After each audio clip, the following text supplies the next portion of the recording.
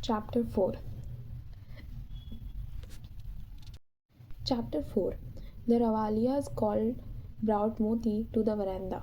Wala's hookah stopped in mid-air. Tihu pushed him aside and stood next to Moti.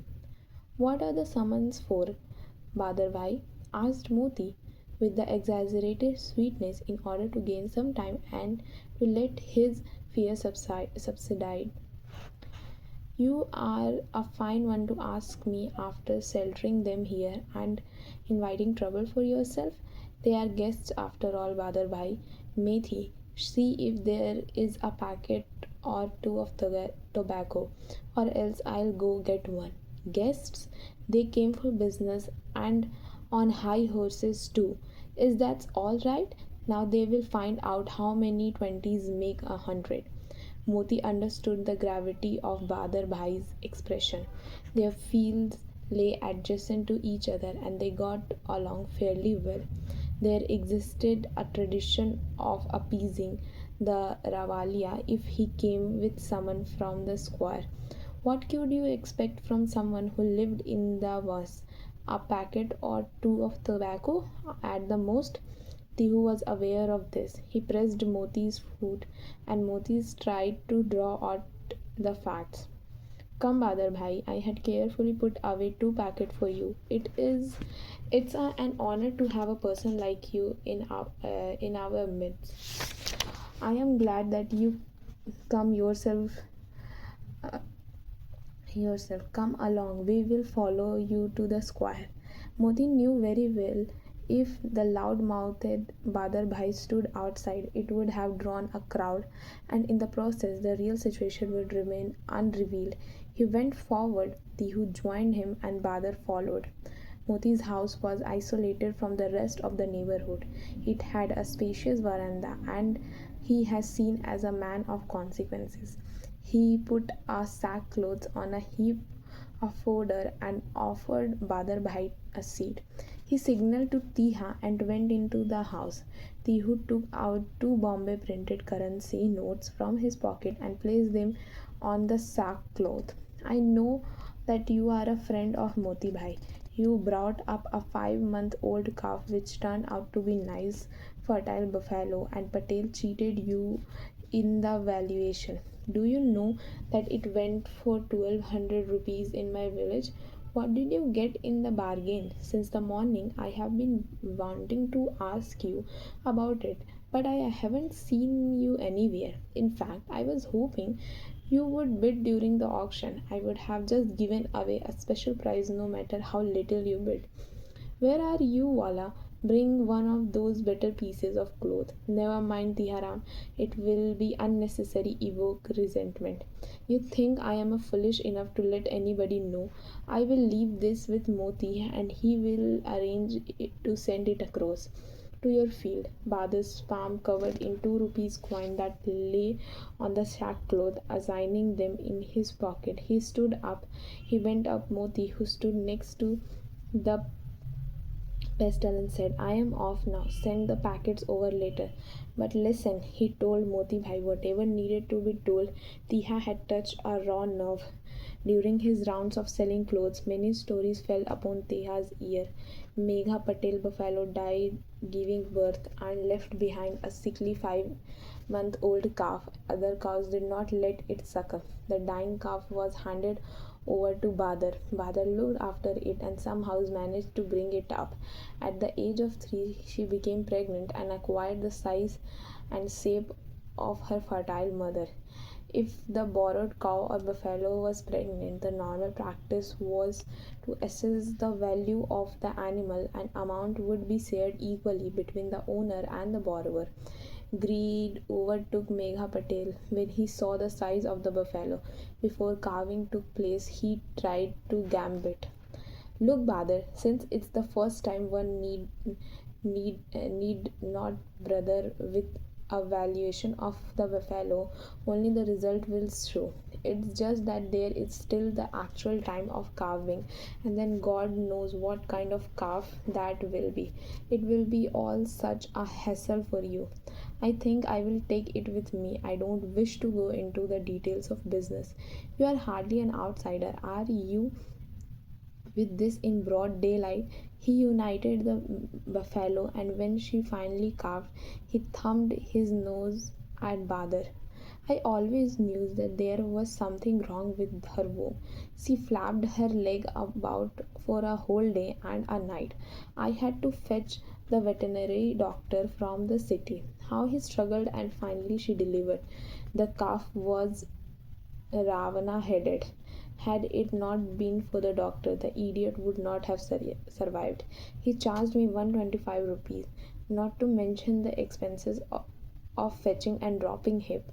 The calf is still being treated. Tell me, what should you have done if it were with you? And yet I assure you there will be no loss to you. You will not need brother with the amount of 125 rupees and its interest that I spent after all. Then the buffalo was sold. It fetched enough to shout about from the housetops. But where could Badar go and complain? Patel, the Pado, and the Pardhi are never to be trusted has come true, said Badar to himself and resigned himself to his fate.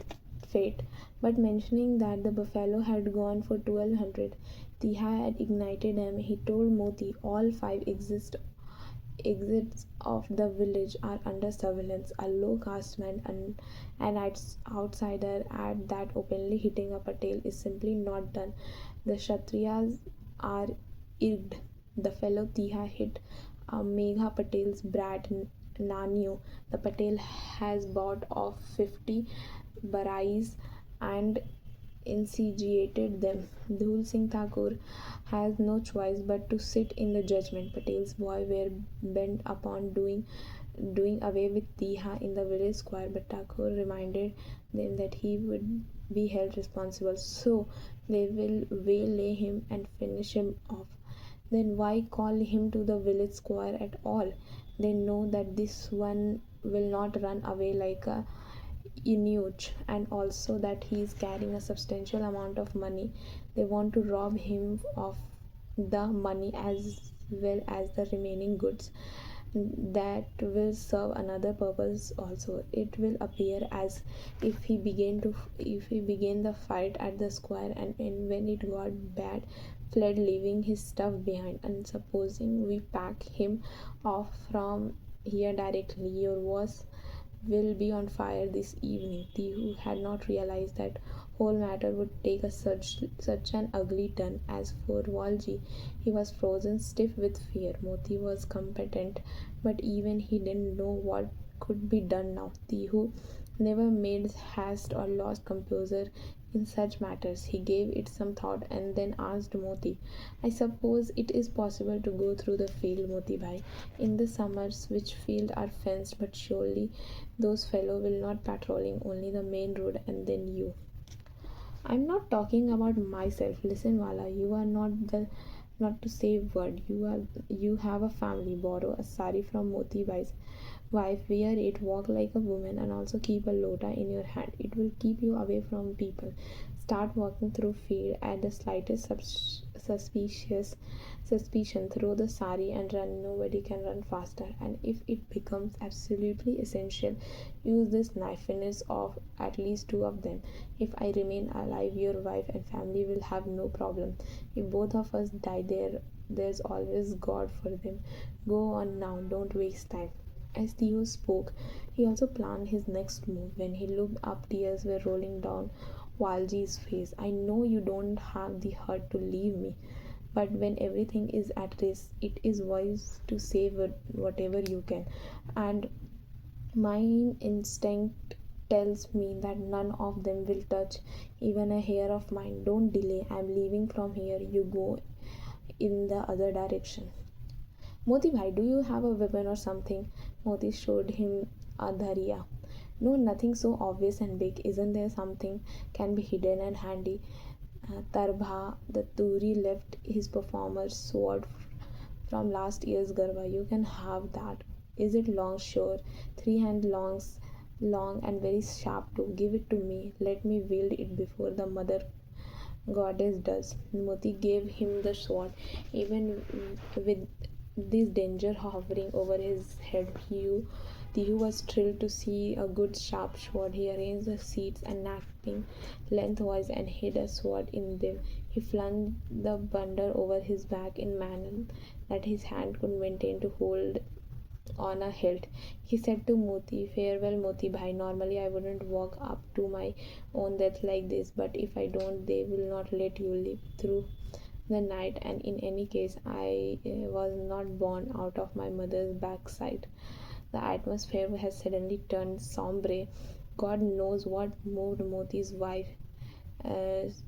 She fetched some vermilion and rice, and there were tears in her eyes, and as she applied them to Tiha's forehead, Tihu also lost his poise for a while, and his eyes grew moist. "Sister, your blessing will guard me. Don't worry."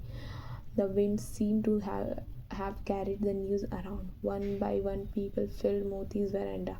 Methi was one of them. She had a lot to say. It had all happened because of her. This was an old age misery. Not only were the pots broken wrist and been held publicly, women were raped even on the eve of their wedding day.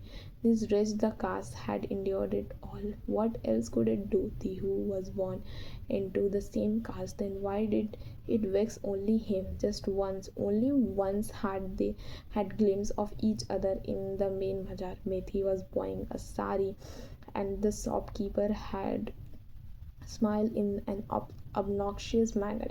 She was irked and Tihu, done with his auction, turned to shopkeeper. "What is it, bhai? Is this your respectable earning at the shop? Don't sit in the bazaar if you don't know how to behave yourself." The man froze. It was the town bazaar, and Tihu was a force there. Later, while buying a large handkerchief from the Tiha, Methi herself lost something. What could Methi say to Tiha at this moment? She prayed, "Oh God, give me death, but not let harm come to him." Tihu began walking. The crowd shifted back, and Tiha's eyes met Methi's. It was a lifetime nourishment for Tiha. Methi's naked eye communicated all that she wanted to say. People followed him to a point where the lane turned. Once the Tihu turned into next lane, they did not accompany him. The crowd stood unmoved and spellbound. The moment Tihu was out of sight, the people turned on their heels and went home. The only reluctant steps were those of Methi.